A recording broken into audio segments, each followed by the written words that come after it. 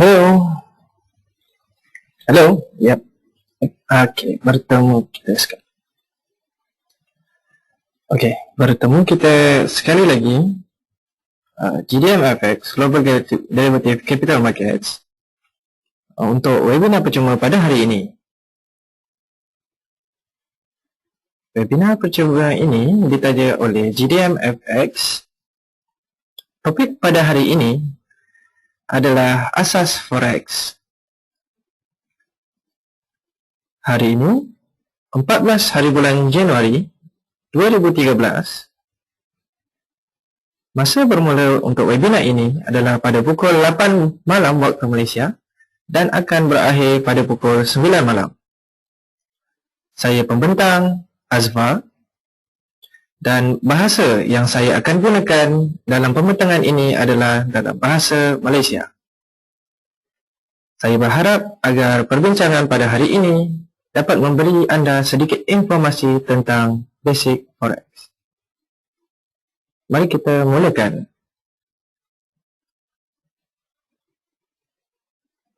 Sebelum kita pergi ke dalam setiap subtopik yang akan dibincangkan pada hari ini, mari kita ketahui apakah tajuk-tajuk utama yang akan kita bincangkan pada hari ini. Tajuk pertama adalah Forex, satu permulaan.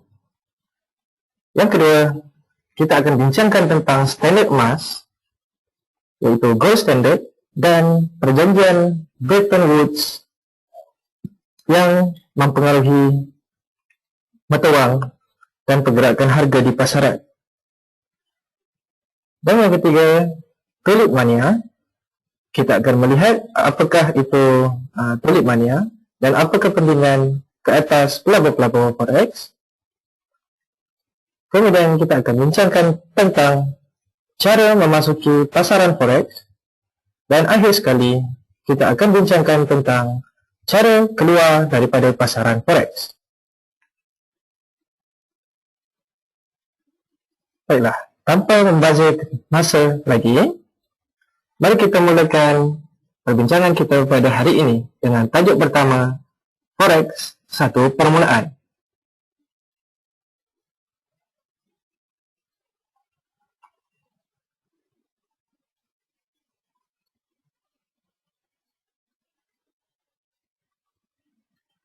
Dalam topik ini,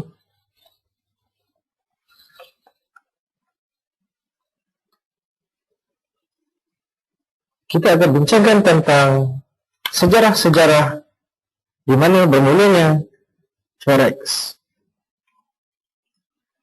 Hari ini, perdagangan mata wang ini dikenali sebagai nama Forex. Sebaik sahaja kemunculan wang kertas, rakyat memerlukan pertukaran mata wang untuk dimanifestasikan.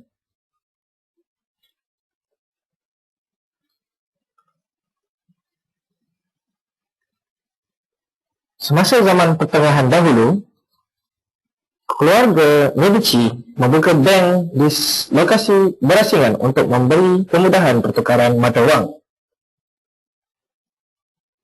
Ini adalah untuk memudahkan lagi perdagangan perniagaan asing.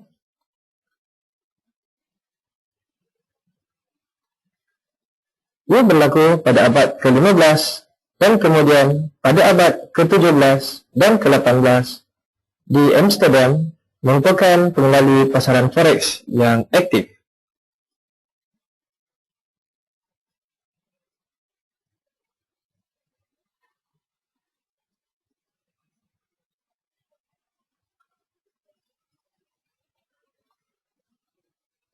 Lepas itu, pada tahun 1880, telah muncul salah satu bank yang pertama menjalankan perniagaan pertukaran asing, iaitu Banco Espírito e Comercial de Lisboa. Tidak lama kemudian, bank-bank ini mulai muncul di bandar-bandar utama lain. Yang paling aktif ialah Paris, New York, dan Berlin. Manakala London secara relatifnya kekal sebagai bandar yang tidak terbabit sehingga pada tahun 1914.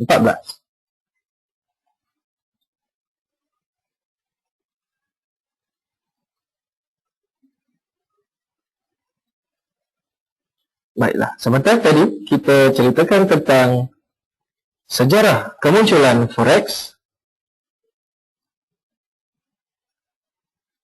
Mari kita lihat apakah itu Standard Emas dan Perjanjian Bretton Woods ini.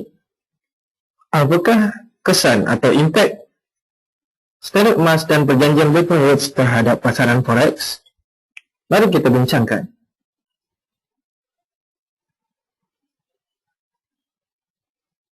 Bermulanya pada abad ke-19, Standard Emas telah berkuat kuasa. Ia adalah satu sistem kewangan yang menambat mana-mana mata wang kepada nilai emas. Mata wang ini disokong atau ditambat kepada emas yang telah menyebabkan sesebuah negara itu memerlukan simpanan emas yang sangat besar.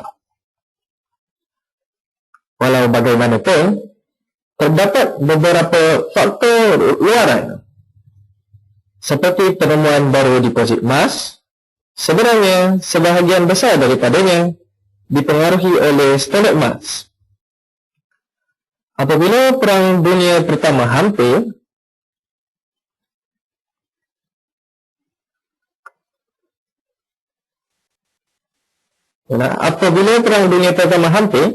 ketidakstabilan dan kegawatan telah mempengaruhi pengurangan emas untuk menambat dia kepada mata wang itu sendiri.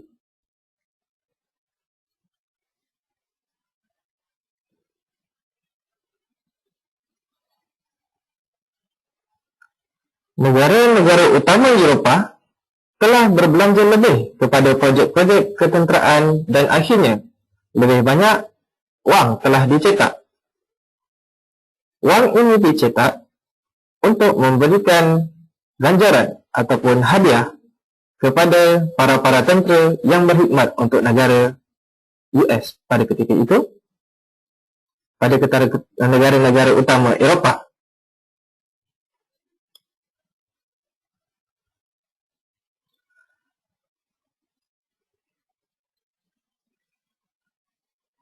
Tadi kita bincangkan tentang satu standard emas yang bermakna setiap wang dolar adalah ditambat kepada nilai emas. Akan tetapi, apa yang berlaku? Kekurangan emas untuk menyokong mata wang dunia sehingga ia akhirnya membawa kepada pemansuhan standard emas ini. Dan perjanjian pada bulan Julai 1944 telah termenterai. Perjanjian ini berlaku atas sebab tiada persefahaman antara negara-negara disebabkan hanya nilai dolar sahaja yang ditambat kepada emas pada ketika itu.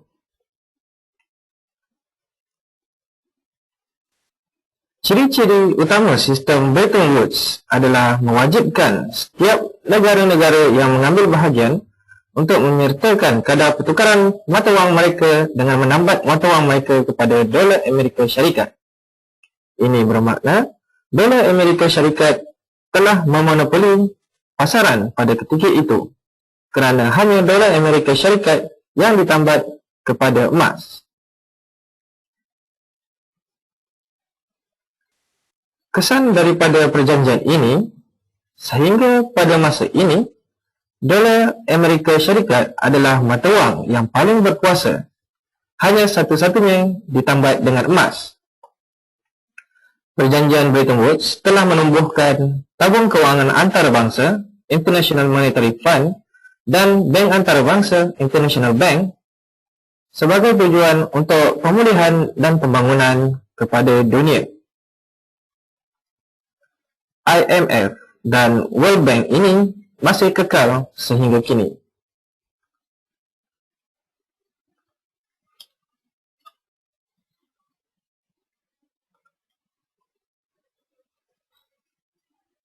Dan akhirnya, perjanjian ini telah berakhir.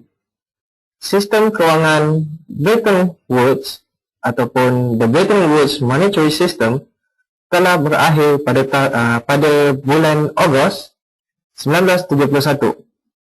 15 Ogos 1971.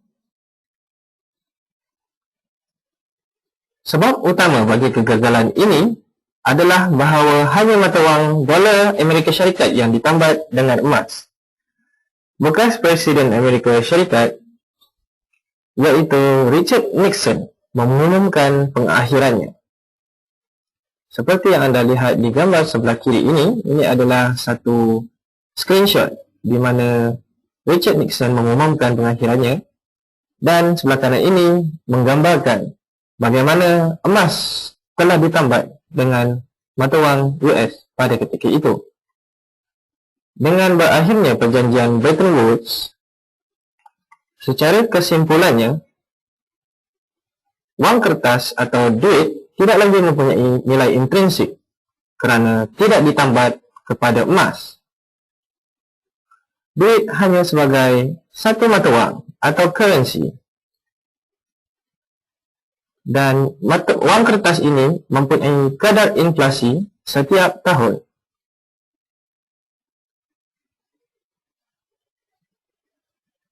Maka dengan itu, ketidaktentuan pasaran di dalam pasaran dunia merupakan satu peluang yang besar kepada pelabur-pelabur forex untuk menjana keuntungan.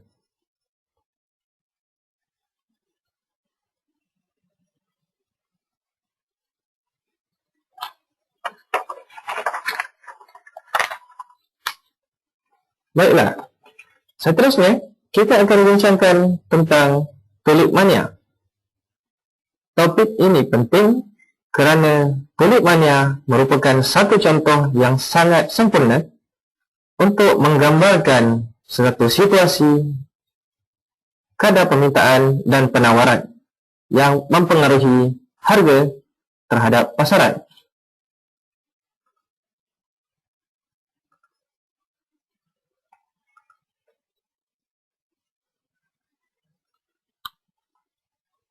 Pada tahun 1630, satu letusan spekulasi besar atau Greatest Speculative Bubble dalam sejarah ekonomi berlaku.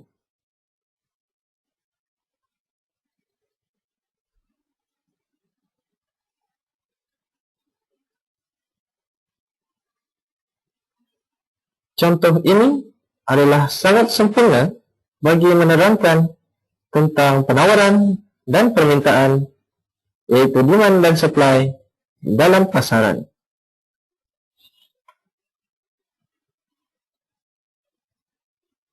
Pada sekitar tahun 1554, setelah letusan spekulasi tulip terbesar ke Vienna telah tersebar dari Empire Ottomania dan tidak lama kemudian sehingga ke Amsterdam. Populariti mereka telah mulai berkembang atas sebab tiada jenis bunga lain yang boleh mempamerkan warna yang cerah bertenaga seperti bunga ini. Dan bunga ini mampu menahan keadaan ekonomi Belanda ataupun Netherlands pada masa kegawatan pada saat itu.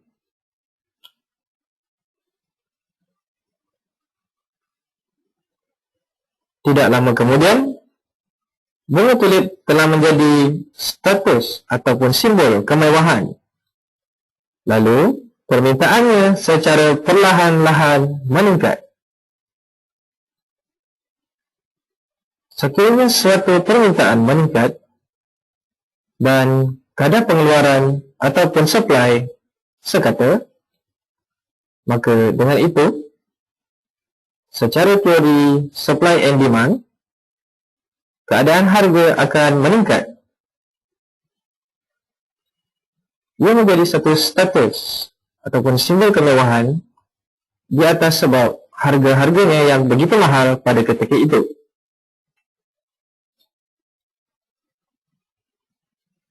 Setelah itu, sifat yang paling digemari ke atas bunga tulip ini telah terjejas oleh satu virus bunga. Bunga tulip yang kelopaknya berwarna dengan warna-warna yang berbeza adalah sangat jarang ditemui, dan yang bekalannya terhad telah mengurangkan pengeluarannya dalam pasaran. Pengurangan ini adalah disebabkan oleh virus bunga sebentar tadi. Pada tahap kemuncak tulip mania, kos kerugian bagi satu kelopak tunggal yang terjejas dan dirosakkan virus itu bersamaan dengan kos pembayaran 10 kali ganda gaji tahunan seorang pakar tukang kayu. Bayangkan berapa mahalnya harga tulip pada ketika itu. Tulip mania berakhir secara tiba-tiba pada Februari 1637 apabila pada hari lelengan bunga ini tidak ada pembeli yang muncul.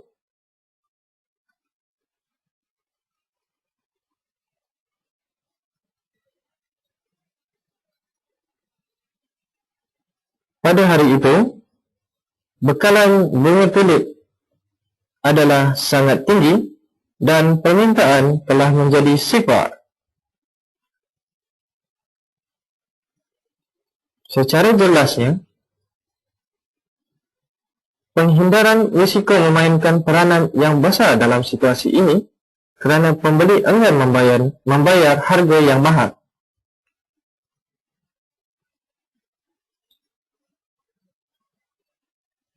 Akhirnya, kejadian memecahkan buih spekulasi itu tidak dapat dielakkan lagi.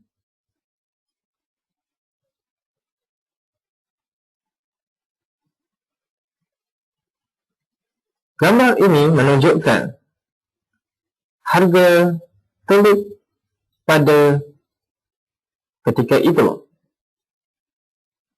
pada tahun 1636 hingga 1637. Bermula pada bulan November 12 dan November 25, peningkatan harga begitu mendadak dengan permintaan yang begitu tinggi. Harga kemudian terus meningkat sehingga pada Februari 3, di situ bermulanya virus bunga telah mengganggu pengeluaran bunga tersebut, dan pada 5 hingga 1 Mei, 9 Februari hingga 1 Mei, kadar permintaan untuk bunga tersebut tidak lagi ada. Maka dengan itu, secara berjayanya, demand and supply telah melakukan tugasnya.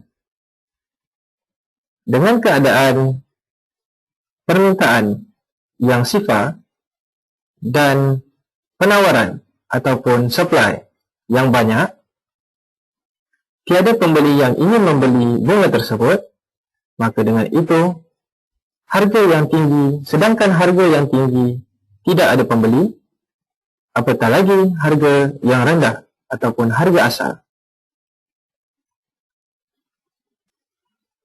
Apakah kaitan kitaran ini terhadap forex? Kitaran ini boleh dilihat dalam pasaran forex kerana kenaikan dan penurunan harganya, di mana keadaan permintaan untuk mata wang yang berkurangan dan sebagai akibatnya secara langsung harga akan mulai jatuh. Peristiwa tulip mania harus diperingati dan sentiasa ingat bahawa suatu yang terlebih nilai ataupun terlebih letak harganya akan kembali kepada nilai sebenarnya. Maka di sini kita telah mengetahui bahawa satu indikasi yang akan menunjukkan overbought dan oversold adalah penting untuk kita mengetahuinya sebelum memasuki pasaran. Kerana dengan contoh bunga tulip tadi, keadaan forex tidak begitu jauh berbeza berbanding keadaannya. Kerana sekiranya tiada pembeli, maka penjual akan terpaksa untuk menjatuhkan harga untuk menggalakkan pembelian.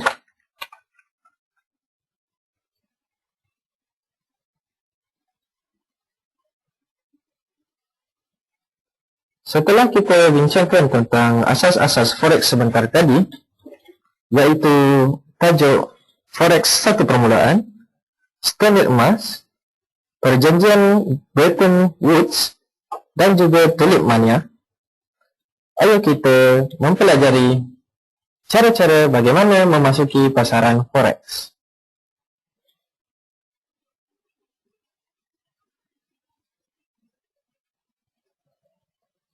Kebanyakan pelabur-pelabur, terutamanya di dalam Malaysia, menyukai cara untuk memasuki pasaran forex melalui cara yang pertama, iaitu membuka pesanan pasaran market order dengan kadar segera ataupun instant execution. Cara kedua yang kita boleh buat pilihan untuk memasuki pasaran forex adalah dengan cara memasuki pesanan tertunda, iaitu pending order. Di dalam satu pending order, terdapat 4 pilihan untuk kemasukan pasaran, iaitu pesanan pertama adalah pesanan belian stok ataupun dalam bahasa Inggerisnya buy stock, pesanan jualan stok ataupun sell stock, pesanan limit belian ataupun buy limit, pesanan limit jualan, sell limit. Kemudian terdapat lagi 2 jenis cara untuk memasuki pasaran forex, tetapi jarang sekali digunakan oleh trader-trader di dalam Malaysia ataupun di negara-negara lain. Di antaranya adalah pesanan satu membatalkan lain ataupun one cancels order, OCO, dan satu lagi yang selalu digunakan di dalam saham ataupun stock market, tetapi jarang digunakan oleh pedagang forex, iaitu pesanan baik sehingga dibatalkan, could kill cancel, CTC. Mari kita bincangkan tentang cara pertama bagaimana untuk memasuki pasaran forex.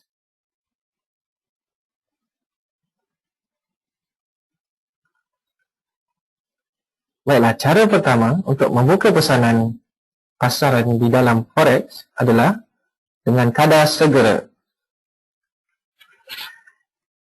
Pesanan pasaran dengan kadar segera ataupun instant execution ini bermakna kita akan memasuki perdagangan pada harga pasaran ataupun harga semasa.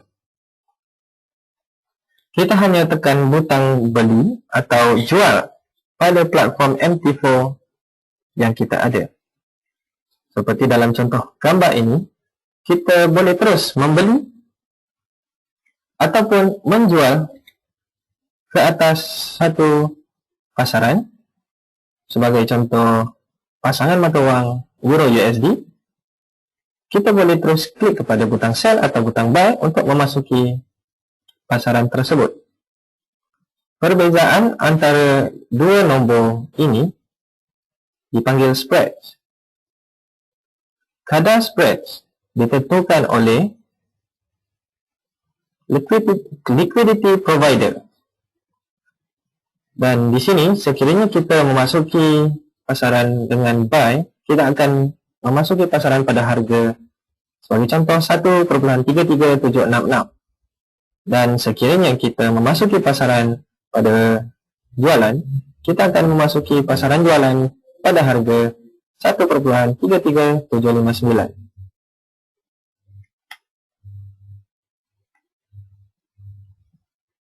Baiklah. Seterusnya, kita akan bincangkan satu pesanan tertunda ataupun pending order, di mana pending order ini mempunyai 4 jenis pesanan, iaitu pesanan belian stok, buy stock, di mana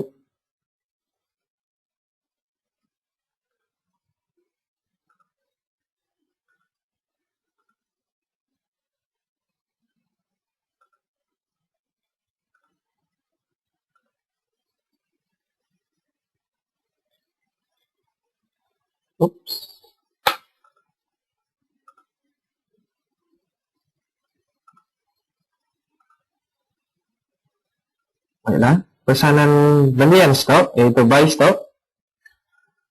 Pesanan ini kita akan sentiasa letakkannya pada paras harga yang lebih tinggi daripada harga semasa. Manakala pesanan jualan stok ataupun sell stok sentiasa diletakkan pada paras harga yang lebih rendah daripada harga semasa, dan pesanan belian, limit belian ataupun buy limit sentiasa diletakkan lebih rendah daripada harga semasa, dan akhir sekali pesanan limit jualan sentiasa diletakkan lebih tinggi daripada harga semasa. Sekiranya kita lihat pada sudut belian, buy stock memerlukan kita untuk membeli pada harga yang lebih tinggi. Bermakna, sekiranya harga semasa pada keadaan 1.000, kita boleh meletakkan pesanan tertunda ini pada tahap 1.1000, iaitu lebih tinggi daripada nilai semasa, iaitu 1.000. Manakala sekiranya kita ingin menggunakan pesanan limit belian, kita harus letakkan pesanan kita di bawah harga semasa. Sebagai contoh tadi, 1.000 kita letakkan pada harga yang lebih rendah, iaitu pada harga 0.99000. Dan begitu juga kepada pesanan jualan stok dan limit jualan. Jualan stok dilakukan sekiranya harga lebih rendah daripada harga semasa, dan jualan limit harga lebih tinggi daripada harga semasa. Keempat-empat jenis pesanan ini adalah satu pesanan tertunda yang jika harga pasarannya tidak mencapai paras harga pesanan yang telah kita tetapkan, ia tidak akan mencetus dan pembukaan posisi pada pasaran itu.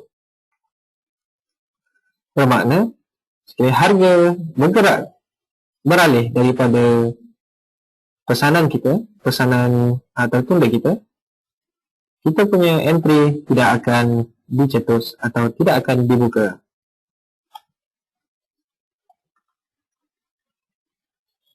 Baiklah, seterusnya kita akan bincangkan tentang pesanan satu pembatalan lain, ataupun lebih dikenali one cancellous order, OCO, di mana pesanan satu pembatalan lain ini akan tercetus jika salah satu pesanannya tercetus. Manakala satu lagi pesanan yang kita lakukan tadi akan terbatal secara automatik. Ini bermakna kita akan letakkan dua pesanan tertunda sekaligus. Sekiranya buy, kita membuka buy dan sell. Sekiranya buy tercetus, sell tidak akan tercetus, dan sell itu akan dibatalkan. Sebagai contoh, sekiranya kita memulakan pelaburan dari satu pemecahan ataupun breakout pada harga dari satu jarak tertentu, kita akan letakkan satu pesanan belian stok ataupun buy stock pada pesanan OCO di tahap harga yang tinggi, dan satu lagi posisi OCO jualan stok di bawah paras harga. Perhatikan di sini, kita hanya menggunakan satu pesanan stop sahaja kerana kita ingin memasuki pasaran sekiranya ia bergerak satu arah dan tidak memantul ke bawah, kemudian kita buka pasaran. Tidak, kita terus memasuki pasaran sekiranya ia bergerak satu arah. Sekiranya harga memecah arahnya ke bawah, posisi jualan akan tercetus dan pesanan belian akan terbatal secara automatik. Pesanan ini adalah sangat berguna sekiranya kita tidak sempat berada di hadapan komputer apabila berlaku pergerakan harga pasaran yang drastik. Dengan ini, Anda tidak perlu menutup pesanan yang satu lagi secara manual. Anda biarkan ia akan tertutup secara otomatis sekiranya satu pesanan dibuka. Baiklah, seterusnya kita akan bincangkan bagaimana caranya untuk keluar daripada pasaran forex setelah kita memasuki pasaran. Terdapat 4 cara bagaimana kita boleh keluar daripada pasaran forex. Cara yang paling kita gemari adalah menutup pesanan pasaran secara kadar segera, iaitu menutup market order sebentar tadi dengan instant execution. Dengan ini, harga yang kita akan tutup adalah bergantung kepada keadaan harga semasa pada ketika itu. Yang kedua, kita boleh keluar daripada pasaran forex dengan menggunakan tahap henti kerugian, iaitu stop loss. Dan kita juga boleh menggunakan satu lagi cara, iaitu mengikuti tahap henti kerugian, iaitu trailing stop loss, di mana tahap henti kerugian tersebut akan mengikuti pergerakan pasaran kita dan membenarkan kita untuk menutup pasaran dengan keadaan profit sekiranya tahap henti kerugian tersebut telah mengikuti pasaran sehingga tahap lebih atas atau lebih bawah kepada entry kita. Dan yang terakhir sekali, tahap henti keuntungan ataupun take profits. Tahap henti keuntungan ini tidak ramai ataupun tidak banyak digunakan oleh pedagang-pedagang kita kerana kebanyakan pedagang-pedagang kita terlalu confident terhadap satu kemasukan pasaran. Maka dengan itu, saya di sini hendak mengajak kawan-kawan sekalian untuk mengamalkan penggunaan stop loss dan take profit ini, cara untuk keluar daripada pasaran ini sebagai amalan harian di dalam perdagangan kerana ia adalah sangat berguna dan mempunyai motif-motif dan kepentingan tersendiri sekiranya kita gunakan.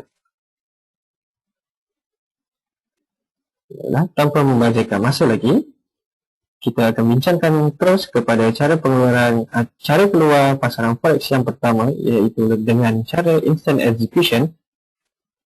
Cara ini adalah cara yang paling asas untuk keluar dari pasaran. Sesetengah platform mempunyai butang tutup ataupun close untuk pesanan yang terbuka, atau screen platform akan memaparkan kaunter perdagangan dalam tertingkap kawalan control window seperti contoh di atas. Screen ini akan keluar sekiranya kita dua klik ke atas pesanan kita yang telah terbuka sebentar tadi, sebelum ini. Setelah kita dua klik kepada pesanan yang telah terbuka tersebut, satu button close seperti yang kita lihat di atas ini berwarna kuning beserta dengan nombor pesanan dan berapa saiz pesanan kita, apakah jenis mata wang, dan pada harga apa kita akan close, telah tersenarai di button ini. Maka dengan satu klik saja, pesanan kita akan ditutup.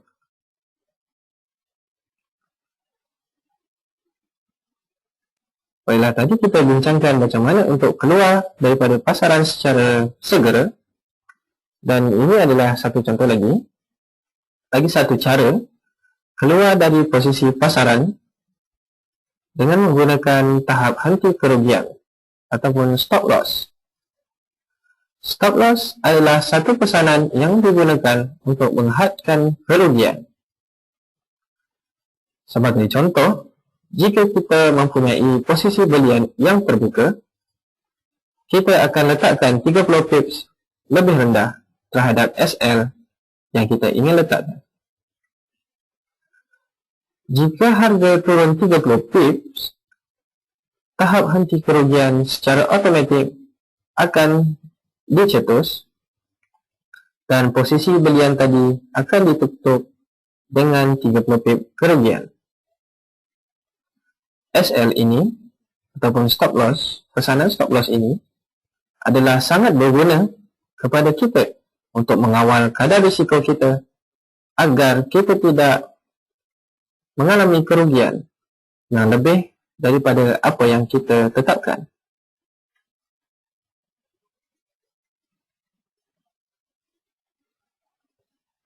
Seterusnya, kita akan bincangkan tentang salah satu lagi cara untuk keluar daripada pasaran forex dengan menggunakan pesanan mengekori tahap henti kerugian ataupun dalam bahasa Inggerisnya trailing stop loss.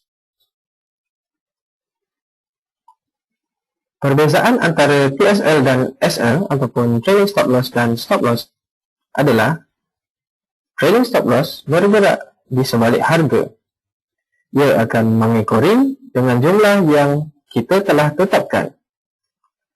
Dan ia akan mengunci keuntungan sekiranya pergerakan harga telah menjumlahi kita.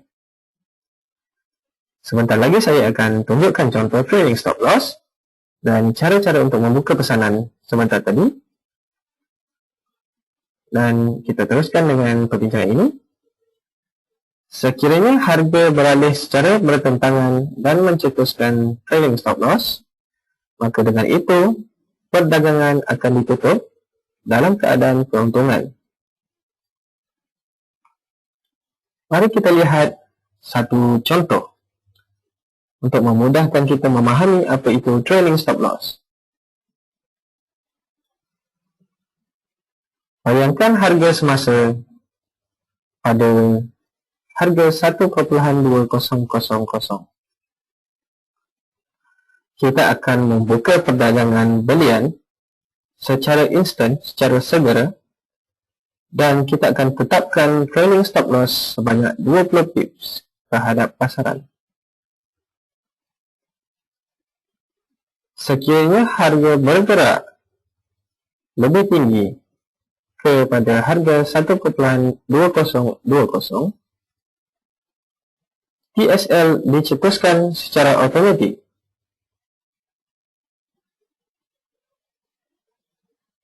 TSL adalah pada 1,2000.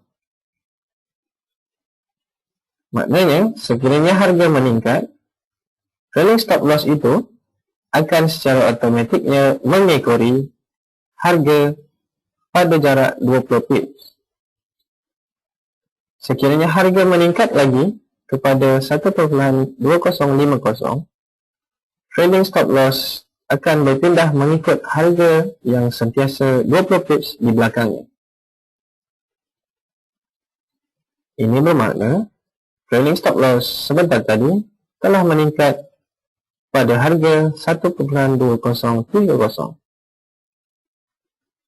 Sekiranya harga meningkat lagi pada tahap 1,2080, trailing stop loss akan mengikut di belakang pada harga 1,2060.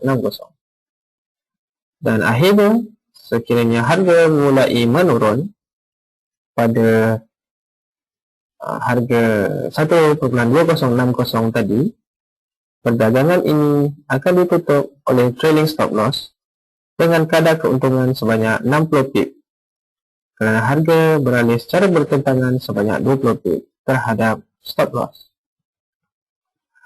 Apabila harga bergerak menentang perdagangan kita, trailing stop loss tidak akan bergerak, dan akhir sekali sekiranya trailing stop loss itu tercetus, maka kita akan mengunci keuntungan.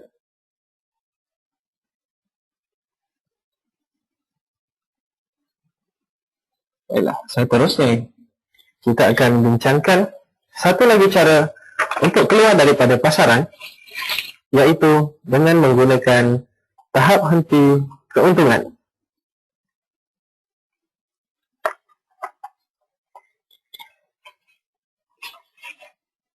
Cara untuk keluar dari pasaran ini yang digunakan sebagai TP ini adalah sangat digemari oleh pelabur-pelabur forex.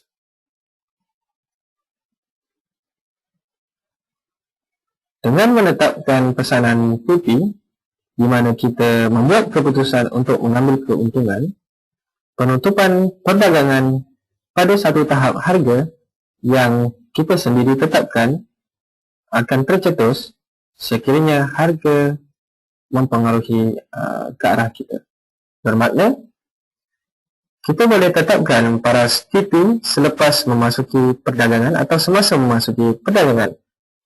Dan sekiranya harga seperti sebagai contoh, setelah kita membuat belian dan kita tetapkan 50 pip sebagai take profit kita, setelah pergerakan harga meningkat sebanyak 50 pips dan mencetus tahap henti keuntungan ataupun take profit ini, maka dengan itu anda telah dapat keuntungan sebanyak 50 pips. Semua tahap henti keuntungan, tahap henti kerugian, kita boleh tukarkan dengan mudah sekali kepada pesanan-pesanan yang telah kita buka. Dengan ini saya akan memberikan contoh di dalam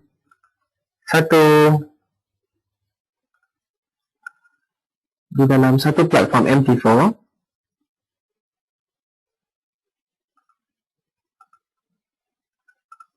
Baiklah, tunggu sebentar. Saya akan setting terlebih dahulu MT4. Login MT4.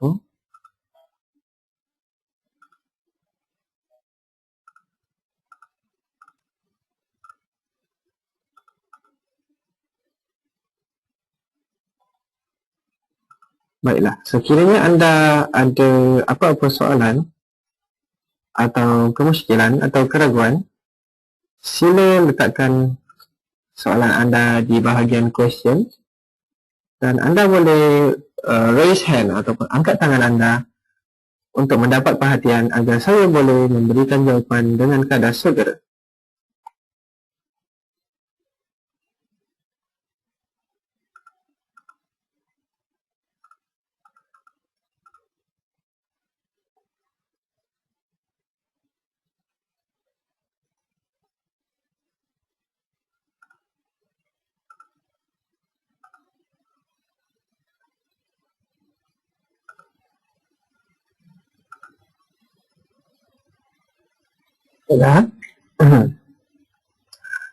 Di sini kita melihat kepada pasangan mata wang Euro USD.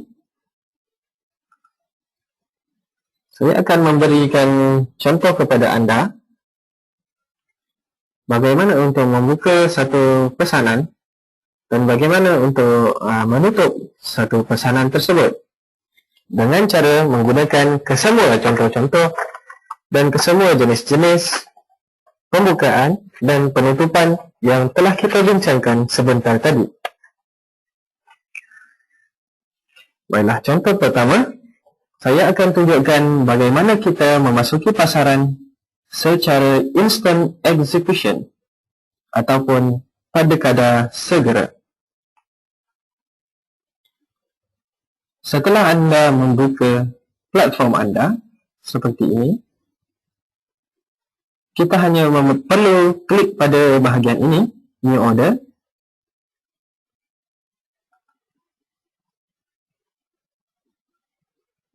New window ataupun ke tingkat baru akan keluar dan menunjukkan beberapa informasi yang perlu kita isikan. Pastikan simbol, kita mulakan daripada atas ya. Pastikan simbol di bahagian atas ini menunjukkan mata wang yang anda ingin laburkan. Anda boleh pilih mata wang di sini. Seperti yang kita nak contohkan di sini adalah Euro USD. Dan pada kotak kedua, volume, kita boleh pilih volume yang telah ditetapkan di sini. Sebagai contoh 0.1, ataupun kita boleh pilih nombor lain 0.5, atau sekiranya saiz volume yang kita ingin masuk terhadap pasaran ini tidak terdapat di dalam pilihan yang ada di sini, kita boleh menaikkan saiz volume kita. Sebagai contoh 0.25.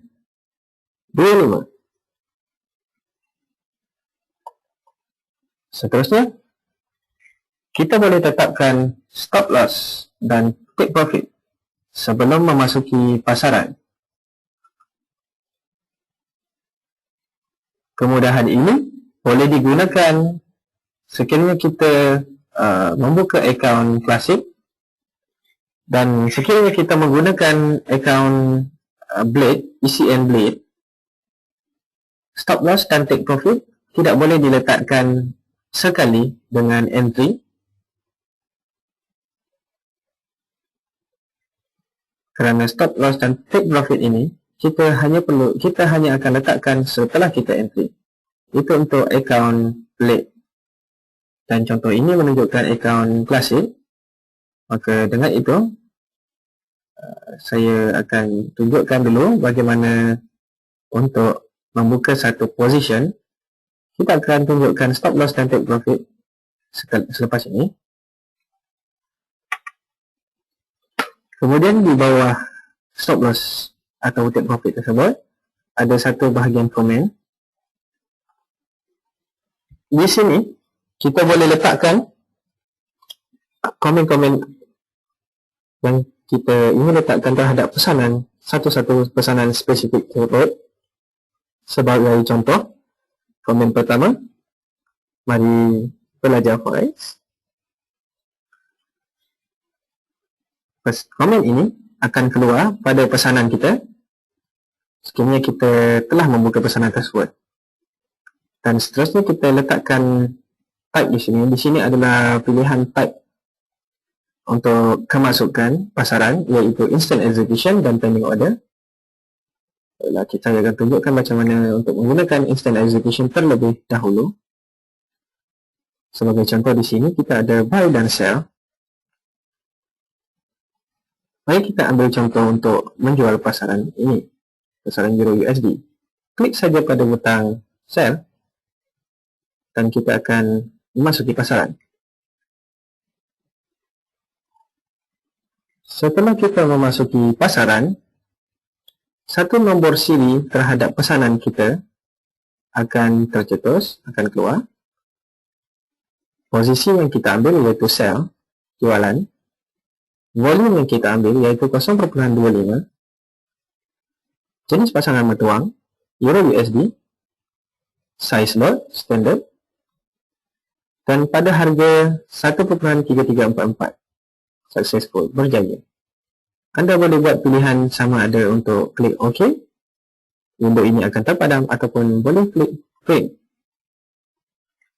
Sekiranya anda klik print, anda boleh pilih anda punya printer dan tekan OK untuk printkan pesanan anda. Sekiranya anda tidak mahu print pesanan tersebut, anda boleh terus menekan butang OK. Baiklah, pesanan tadi telah terbuka di sini. Anda boleh lihat pergerakan pasaran telah menggerakkan pesanan kita dalam keadaan perfect. Dan sekiranya anda ingin close, sebentar tadi kita bincangkan, saya tunjuk satu contoh untuk membuka pasaran secara instant. Dan sekarang saya akan tunjukkan bagaimana untuk membuka satu pesanan secara tertunduk, iaitu dengan buy stop. Perkara yang sama kita tetapkan, cuma kita tukarkan type kita kepada pending order. Contoh pertama, saya akan tunjukkan buy limit. Sebagai contoh, buy limit ini kita tidak boleh letakkan satu harga rendah daripada harga pasaran. Sebagai contoh, 3330, kerana harga pasaran sekarang adalah pada kadar 3339, kita tak boleh letak buy limit lebih tinggi daripada, lebih rendah daripada harga pasaran. Sekiranya kita ingin buka juga, maka kita buka.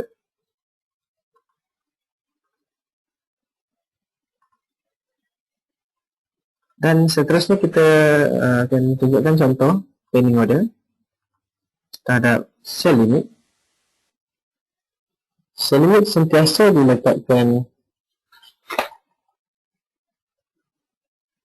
lebih rendah, lebih tinggi daripada harga pasaran. Sebagai contoh 45 kita letakkan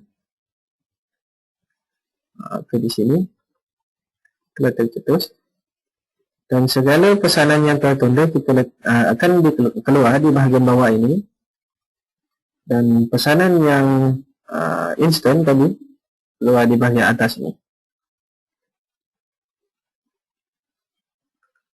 Mari kita lihat bagaimana untuk meletakkan buy stop. Buy stop kita boleh letakkan pada harga lebih tinggi daripada pasaran. Seperti contoh, harga pasaran sekarang pada 3341 untuk belian. Kita letakkan buy stop pada 3355.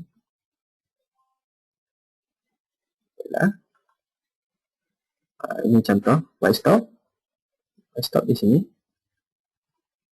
Dan keluar buy stop di bawah ni. Dan akhir sekali kita akan tunjukkan satu lagi order, itu sell stop, di mana kita perlu letakkan pada harga yang lebih rendah. Sebagai contoh, harga ini kita place order, successful, klik OK, dan di sini sell stop kita akan keluar.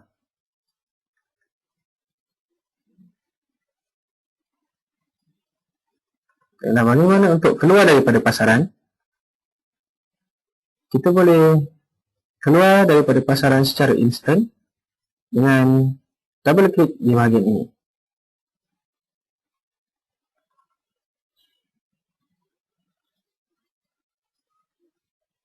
Di sini kita hanya perlu klik butang kuning ini untuk close market. Sebagai contoh, kita close market pada harga sekarang. Setelah kita close market tersebut, close order tadi, kita boleh pilih seperti ini, print ataupun OK. Print untuk printkan pesanan itu dan tekan OK. Oh, dan saya terlupa sebentar tadi, kita telah letakkan satu komen di dalam pesanan tersebut. Maka dengan ini kita right click di bahagian pesanan, klik pada butang komen, dan di situ terkeluar komen yang kita letakkan pada awal-awal pesanan tadi. Mari belajar forex. Seterusnya, sekiranya kita ingin menutup atau membatalkan segala pesanan tertunda yang telah kita tetapkan, kita hanya perlu double klik di bahagian sebelah kanan dan klik pada butang delete.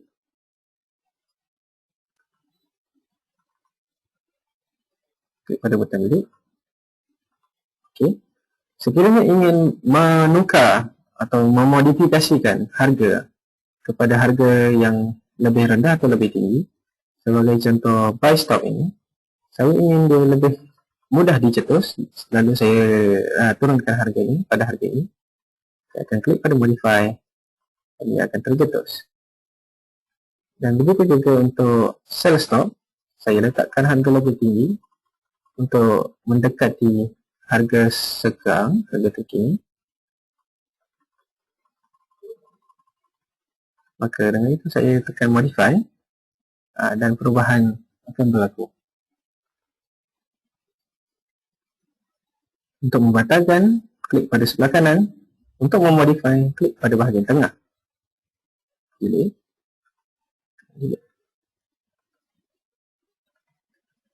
Maka itu serba sedikit bagaimana cara untuk memasuki dan keluar daripada pasaran.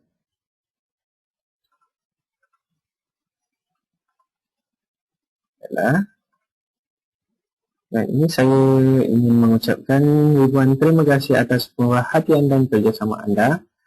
Semoga kita boleh bertemu lagi di hari esok untuk satu topik technical analysis, di mana hari esok saya akan bincangkan dan saya akan bentangkan satu tajuk dan satu teknik cara untuk memasuki pasaran.